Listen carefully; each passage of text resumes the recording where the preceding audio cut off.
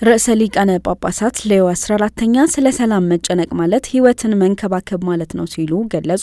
ርዕሰ ሊቃነ ጳጳሳት ሌዮ 14ኛ ቤተክርስቲያን የላውዳቶ ሲ ሳምንትን በምታከብርበት ወቅት ሰላም በሁሉም ሰው ልብ ውስጥ እንዲሰፍን ጸሎት አቅርበዋል። ርዕሰ ሊቃነ ጳጳሳት ሌዮ 14ኛ እሁድ ግንቦት 9 2018 ዓ.ም በቅዱስ ጴጥሮስ አደባባይ ከተሰበሰቡት ምዕመናን ጋር ሆነው የሰማይ ንግሥት ሆይ ጸሎት ባደረሱበት ወቅት የላውዳቶ ሲ ሳምንት ከግንቦት 9 እስከ 16 2018 ዓ.ም ድረስ የሚከበር መሆኑን አስታውሰዋል። ዓመታዊ ዝግጅቱ ርዕሰ ሊቃነ ጳጳሳት ፍራንቺስኮስ ሁሉም ሰው ከተስፋ ወደ ተግባር እንዲሸጋገር የጋበዙትንና የጋራ መኖሪያ ምድራችንን ስለመንከባከብ ያስተላለፉትን ሐዋርያዊ መልእክት መታሰቢያን ለማክበር እንደሆነ ታውቋል። ርዕሰ ሊቃነ ጳጳሳት ሌዮ 14ኛ ሳምንቱን በማስታወስ ባስተላለፉት መልእክት የላውዳቶ ሲ እንቅስቃሴ አባላትና ለተቀናጀ ስነ ምህዳር የሚሰሩት በሙሉ ቁርጠኝነታቸውን እንዲያድሱ አሳስበዋል።